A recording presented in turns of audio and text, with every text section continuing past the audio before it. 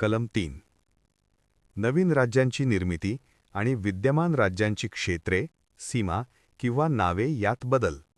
याचा इंग्लिशमध्ये असा अर्थ आहे, formation of new states and alteration of areas, boundaries or names of existing states.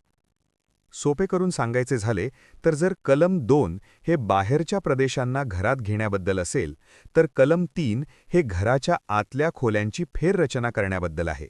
म्हणजे भारताच्या अंतर्गत नकाशात बदल करण्याचा अधिकार हे कलम संसदेला देते. संसदेला या कलमान्वये 5 प्रकारचे अधिकार म्हणजे पॉवर दिले आहेत. 1. संसदेचे 5 मुख्य अधिकार. The 5 powers.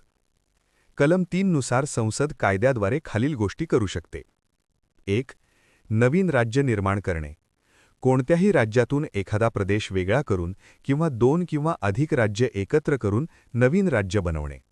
उदाहरणार्थ, आंध्र प्रदेशमधून तेलंगणा वेगळा करणे. 2. राज्याचे क्षेत्र वाढवणे. कोणत्याही राज्याचा भौगोलिक विस्तार वाढवणे. 3. राज्याचे क्षेत्र कमी करणे. कोणत्याही राज्याचा काही भाग काढून घेणे. 4. राज्यांच्या सीमा बदलणे.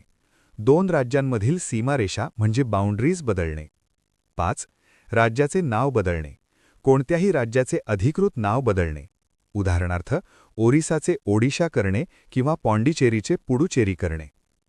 हे बदल कसे केले जातात? The procedure. कलम 3 अंतर्गत बदल करण्यासाठी एक विशिष्ट पद्धत ठरवून दिली आहे. ही प्रक्रिया 2 अटींवर अवलंबून असते. राष्ट्रपतींची पूर्व शिफारस. असे कोणतेही विधेयक संसदेत मांडण्यापूर्वी राष्ट्रपतींची परवानगी घेणे अनिवार्य असते. राज्याचे मत. राष्ट्रपती ते विधेयक संबंधित राज्य विधिमंडळाकडे त्यांचे मत मांडण्यासाठी पाठवतात. त्यासाठी एक ठराविक वेळ दिली जाते. महत्त्वाची गोष्ट, राज्याने दिलेले मत मानणे संसदेवर बंधनकारक नसते. राज्याने विरोध केला तरी संसद आपल्या निर्णयावर ठाम राहून राज्य विभागू शकते. म्हणूनच भारताला विनाशवंत राज्यांचा अविनाशवंत संघ म्हणतात. काही ऐतिहासिक उदाहरणे. 1960 बॉम्बे प्रांताचे विभाजन करून महाराष्ट्र आणि गुजरात ही 2 राज्य बनवण्यात आली. 2000 मध्य प्रदेशातून छत्तीसगड, उत्तर प्रदेशातून उत्तराखंड आणि बिहारमधून झारखंड वेगळे झाले. 2014 आंध्र प्रदेशमधून तेलंगणा राज्य वेगळे झाले.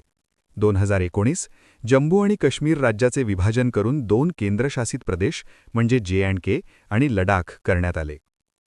लक्षात ठेवण्यासारखे बारीक मुद्दे. बहुमत. कलम 3 अंतर्गत होणारे बदल हे साध्या बहुमताने केले जातात. कलम 368 लागू नाही.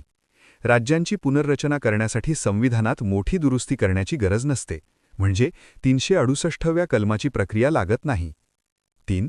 केंद्रशासित प्रदेशांच्या बाबतीत. जर बदल केंद्रशासित प्रदेशाबद्दल असेल तर संबंधित विधानसभेचे मत घेण्याचीही गरज नसते. कलम 3 मधील 2 अत्यंत महत्त्वाच्या अटी. नुसते अधिकार असून चालत नाही, तर ते वापरण्याची एक पद्धत संविधानाने दिली आहे.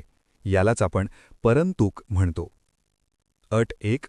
राष्ट्रपतींची पूर्वसंमती. असे कोणतेही विधेयक संसदेत मांडण्यापूर्वी राष्ट्रपतींची शिफारस असणे आवश्यक असते. राष्ट्रपतींच्या परवानगीशिवाय हे विधेयक पटलावर ठेवता येत नाही. अट 2. राज्य विधिमंडळाचा संदर्भ.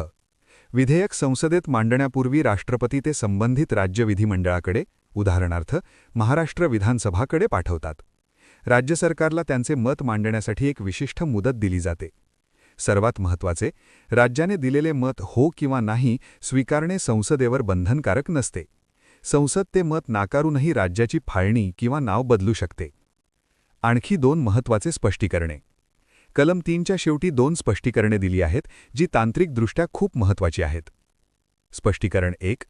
राज्य या शब्दात केंद्रशासित प्रदेशांचाही समावेश होतो, म्हणजे संसद केंद्रशासित प्रदेशांच्याही सीमा बदलू शकते. स्पष्टीकरण 2. संसदेला असलेला नवीन राज्य निर्माण करण्याचा अधिकार हा एखाद्या राज्याचा किंवा केंद्रशासित प्रदेशाचा भाग दुसऱ्या राज्याला किंवा केंद्रशासित प्रदेशाला जोडून नवीन केंद्रशासित प्रदेश बनवण्या यापर्यंत व्यापक आहे. तुम्हाला हा व्हिडिओ आवडला असेल तर लाईक करा, शेअर करा आणि चॅनलला सबस्क्राईब करा.